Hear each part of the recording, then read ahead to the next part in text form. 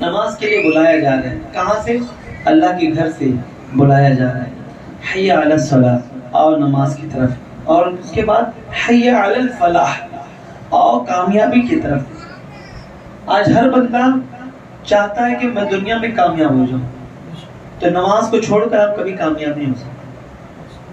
کتنا بھی ہم چاہے، بھلے بظاہر ایسا لگتا ہے کہ میں بہت کامیاب ہو گیا، لیکن نماز کو چھوڑ کر اصل کامیابی ہمیں کبھی نہیں مل سکتی. تو جب اذان کی آواز میں مسجد سے، اللہ کے گھر سے یہ آواز آ رہی ہے حی علی الفلاح، اور کامیابی کی طرف، تو ظاہر سی بات ہے اب جو بندہ تمام کام کاج کو چھوڑ کر اب اللہ کے گھر کی طرف جا رہا ہے، تو گویا وہ کامیابی کی طرف بڑھ رہا ہے.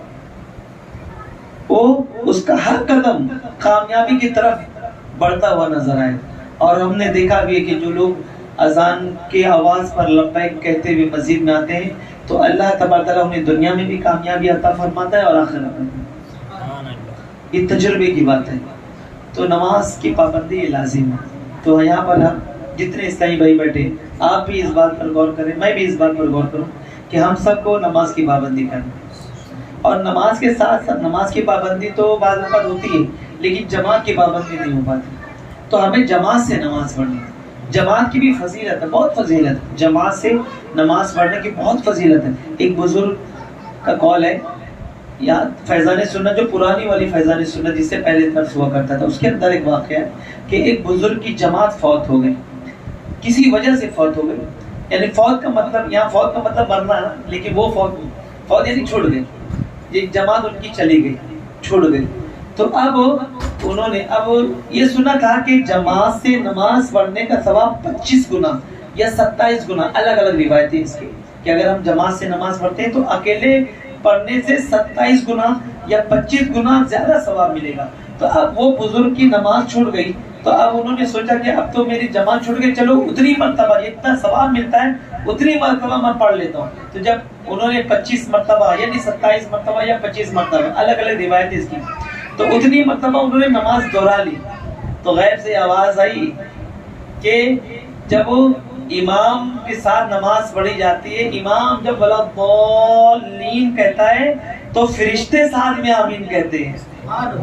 تو اب تم نے تو اکیلے 25 نماز پڑھ لی، تو اس فرشتوں کی آمین کو کہاں سے لے کر آؤ گے؟ تو اکیلے نماز پڑھنے میں وہ فضیلت نہیں ملے گی، چاہے امام کتنی بھی نماز پڑھتا ہے. حالانکہ 25 مرتبہ کیا وہی ایک مرتبہ پڑھ لے بہت بڑی بات ہے نا. جیسے تیسے ہم پڑھ لیے، وہ ایک پڑھ لیے. واقعی ہمارا معاملہ ایسا ہے کہ ہم گھسی پٹی نمازیں پڑھیں، خشوع اور خضوع والی نمازیں ہمارے اندر نہیں. نمازیں تو حضرت عمر فاروق اعظم رضی اللہ تعالیٰ عنہ، جب ان کا شہادت کا وقت قریب آیا، ان کا انتقال کا وقت بھی سبب یہی بنا کہ فجر کی نماز کا وقت تھا، فجر کی نماز کے لیے کھڑے تھے. تو فیروز ابو لولو کا نام تھا، مجوسی تھا، آتش پرست تھا، وہ بھی نماز میں داخل تھا، وہ بھی شامل تھا. تو اب اس نے خنجر بھی اپنے پاس رکھا تھا اور بری نیت سے آیا تھا. کس نیت سے؟ حضرت عمر فاروق اعظم رضی اللہ تعالیٰ عنہ کو شہید کر دے. تو اب فجر کا وقت تو جماعت کھڑی ہو گئی. اب جیسے اس نے موقع پایا، خنجر اس نے بھوکا، ایک خنجر مارا. لیکن حضرت عمر فاروق اعظم رضی اللہ تعالیٰ نماز پڑھ رہے ہیں. غور کریں، ہم کو ایک مچھر کاٹ رہے ہیں تو ہمیں احساس ہوتا ہے مچھر کاٹ، خنجر مارا لیکن نماز پڑھ رہے ہیں. علماء بتاتے ہیں کہ لگاتار اس نے 6 خنجر مارے. چھٹے وار پر جب بے قابو ہوئے تو گرے، تب کسی نے آگے بڑھ کر نماز پڑھائے. اور جب وہ بھاگنے لگا تو کسی نے پکڑ بھی لیا. اور پھر جب بعد میں حضرت عمر فاروق اعظم رضی اللہ عنہ کو ہوش آیا، پوچھا کون تھا، بتایا کہ فلاں مجوسی تھا. تو انہوں نے اللہ کا شکر ادا کیا کہ یا اللہ تیرا شکر ہے کہ میرا قاتل کوئی مسلمان نہیں تھا. تو کہنے کا مقصد نماز کیسی انہوں نے پڑھی کہ نماز کی حالت میں خنجر جسم میں پیوست ہوا، لیکن پھر بھی نماز مسلسل پڑھ رہے. اسی وقت طرح واقعہ حضرت علی رضی اللہ عنہ کہ انہیں پیر میں تیر لگ گیا تھا جنگ کے دوران، نکل نہیں رہا تھا. تیر کو دیکھا ہے، تیر جب جاتا ہے تو نکلو تو بیچ میں اس طرح بنا ہوا ہوتا ہے، وہ اٹکتا ہے، نکالو تو اور مطلب زخم لے کر وہ باہر آتا ہے. تو تیر نکالا جاتا تو تکلیف تھی کہ نہیں مت نکالو. تو کسی نے مشورہ دیا کہ نہیں انہیں چھوڑ دو. نکالنے کا طریقہ یہ ہے کہ انہیں نماز کے حالت میں جانے دو، نماز پڑھنے دو، جب یہ نماز پڑھے تو تیر نکال لینا.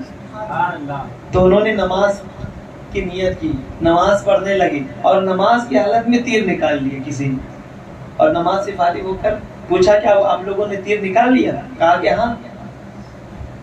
غور کریں کہ جب اس کے پہلے چھو رہے تو چھونے نہیں دے رہے کہ نہیں، درد کی شدت بہت زیادہ، لیکن نماز کی حالت میں جب تیر نکالا تو مطلب ان کی نمازیں ایسی تھی کہ بزرگ فرماتے ہیں کہ تم نماز ایسے پڑھو گویا اللہ کو دیکھ رہے تھے، تو گویا ان کی نمازیں ہمارا حسن ظن کہ ان کی نمازیں تو ایسی تھی کہ گویا وہ اللہ سے گفتگو فرما رہے، اللہ کا دیدار کر رہے ہیں، ایسی ان کی نمازیں ہوا کرتی تھی۔ تو پیارے اسلامی میں ہم بھی نمازیں ایسی پڑھیں، اور جب ہم ایسی نمازیں پڑھیں گے نا تو ہمارے اندر تبدیلی آئے گی، بدلاؤ آئے گا، تب تو لوگ کہیں گے ہاں یہ بندہ نماز پڑھتا ہے تو اس کے اندر تبدیلی آتی ہے۔ قرآن پاک کی آیت ہے ان الصلاۃ تنہی عن الفحشاء والمنکر، کہ بے شک نماز بے حیائی اور بری باتوں سے روکتی ہے۔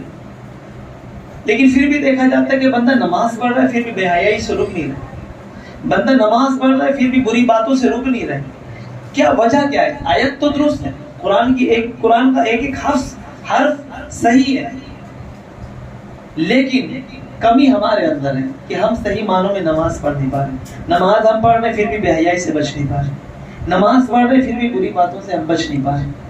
تو نیت کریں انشاءاللہ ہم اچھی نماز پڑھیں، سچی نماز، خشوع اور خضوع والی نماز پڑھیں گے۔ امیر اہل سنت نے جو رسالہ ہمیں عطا کیا، نیک بننے کا طریقہ، نیک بننے کا رسالہ، نیک اعمال کا رسالہ ہمیں عطا فرمایا، تو اس میں جو سوال ہے، دوسرا سوال نماز کے تعلق سے، کیا آج آپ نے پانچوں نمازیں مسجد کی پہلی صف میں تکبیر اولیٰ کے ساتھ با جماعت ادا کی؟ دوسرا سوال۔ تو سب اسلامی آج سے نیت کریں انشاءاللہ پانچوں نمازیں پڑھیں اور با جماعت پڑھیں گے انشاءاللہ۔ اگر کوئی عذر نہیں ہے تو ہماری جماعت چھوٹنا نہیں چاہیے، ہمارا عذر نہیں ہوتا، ہمارے بہانے ہوتے، ہمارے صرف بہانے ہوتے، تو ہم نیت کریں انشاءاللہ ہماری جماعت قضا نہیں۔ نماز قضا کی بات نہیں کر رہا، نماز تو پڑھنا ہی ہے، نماز تو معافی نہیں کسی صورت۔ تو یہاں پر میں بات کیا کر رہا ہوں، نماز تو پڑھنا ہے لیکن با جماعت پڑھنا ہے انشاءاللہ۔ تو یہ دعوت اسلامی کے ماحول میں اسی طرح کی پیاری پیاری باتیں بتائی جاتی ہے، سکھائی جاتی ہے، اور آپ سب کی بارگاہ میں عرض ہے کہ دعوت اسلامی کے ماحول سے وابستہ ہو جائے۔ تو وابستہ ہونے تو کیا کرنا ہے، دعوت اسلامی کے ماحول سے وابستہ ہونے کے لیے دعوت اسلامی کے اسلامی بھائیوں سے جڑنا ہوگا۔ کیا کرنا ہوگا، ہر جمعرات کو دعوت اسلامی کا اجتماع سنی جامع مسجد کوارٹر گیٹ ہوتا ہے، وہاں پر پابندی سے آئیں گے انشاءاللہ عز و جل، اور بے شمار مدنی قافلے بھی سفر کرتے ہیں۔ نیت کریں کہ انشاءاللہ جیسا بھی وقت ملا ہم مدنی قافلوں میں سفر کریں گے انشاءاللہ۔ ابھی اگلے مہینے بھی ایونٹ آنے والا ہے، 25، 26، 27 دسمبر، یہ چھٹیوں کا موقع ہے، اور ابھی سے قافلے کے لیے تیاری شروع کی جا رہی۔ ابھی سے نیت کریں کہ انشاءاللہ 25، 26، 27 دسمبر مدنی قافلے میں سفر کریں گے انشاءاللہ عز و جل۔ کھڑے ہو جائیں صلاۃ والسلام کے۔